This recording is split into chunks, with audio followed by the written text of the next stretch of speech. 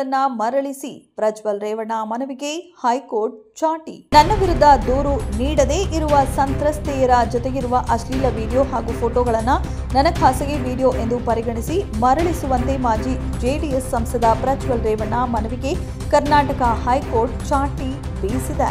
ಹಲವಾರು ಮಹಿಳೆಯರ ಮೇಲೆ ಲೈಂಗಿಕ ದೌರ್ಜನ್ಯ ಎಸಗಿದ ಆರೋಪ ಎದುರಿಸುತ್ತಿರುವ ಹಾಸನದ ಸಂಸದ ಪ್ರಜ್ವಲ್ ರೇವಣ್ಣ ಸಂತ್ರಸ್ತೆಯರ ಡಿಜಿಟಲ್ ಸಾಕ್ಷ್ಯ ಮರಳಿಸುವಂತೆ ಸಲ್ಲಿಸಿದ ಮನವಿಯನ್ನ ಗುರುವಾರ ಹೈಕೋರ್ಟ್ ನಿರಾಕರಿಸಿದೆ. ಅಲ್ಲದೆ ಪ್ರಕರಣ ದಾಖಲು ಮಾಡಿದವರ ವಿಡಿಯೋ ಮಾತ್ರ ನೀಡಿ ಇತರ ಸಂತ್ರಸ್ತೆಯರ ವಿಡಿಯೋ ನೀಡದಂತೆ ಹೈಕೋರ್ಟ್ ಆದೇಶ ನೀಡಿದೆ.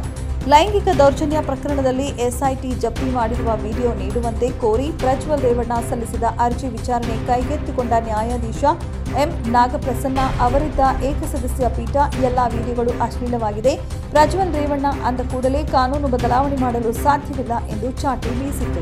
ಅತ್ಯಾಚಾರ, ಲೈಂಗಿಕ ದೌರ್ಜನ್ಯ ಮತ್ತು ಕ್ರಿಮಿನಲ್ ಬೆದರಿಕೆಯ ಕನಿಷ್ಠ 4 ಪ್ರತ್ಯೇಕ ಪ್ರಕರಣಗಳಲ್ಲಿ ಆರೋಪಿಯಾಗಿರುವ ರೇವಣ್ಣ ತಾನು ಕೇಳುತ್ತಿರುವ ಡಿಜಿಟಲ್ ಸಾಕ್ಷ್ಯಗಳು ಅಶ್ಲೀಲವಾಗಿಲ್ಲ ಎಂದು ವಾದವನ್ನ ಹೈಕೋರ್ಟ್ಗೆ ತಿರಸ್ಕರಿಸಿತು. ಇತರ ಸಂತ್ರಸ್ತೆಯರ ಖಾಸಗಿತನ ರಕ್ಷಿಸುವ ಪ್ರಾಮುಖ್ಯತೆಯನ್ನ ಒತ್ತು ಹೇಳಿತ್ತು.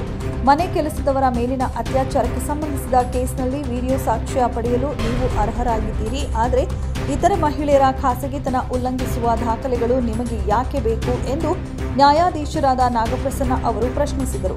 ಈ ಅರ್ಜಿಗೆ ಆಕ್ಷೇಪ ವ್ಯಕ್ತಪಡಿಸಿದ ಎಸ್ಪಿಪಿ ಜಗದೀಶ್, ಈಗಾಗಲೇ ಎಲ್ಲಾ ವಿಡಿಯೋ ಫೋಟೋ ನೀಡಲಾಗಿದೆ, ಪ್ರಕರಣ ವಿಳಂಬ ಮಾಡುವುದಕ್ಕೆ ಕೋರ್ಟ್ಗಳಲ್ಲಿ ಈ ರೀತಿ ಅರ್ಜಿ ಹಾಕಲಾಗುತ್ತಿದೆ, ಕೆಳ ಹಂತದ ನ್ಯಾಯಾಲಯದಲ್ಲೂ ಕೂಡ ಸಿಡಿಆರ್ ಕೇಳಿ ಅರ್ಜಿ ಹಾಕಿದ್ದಾರೆ ಎಂದು ವಾದಿಸಿದರು.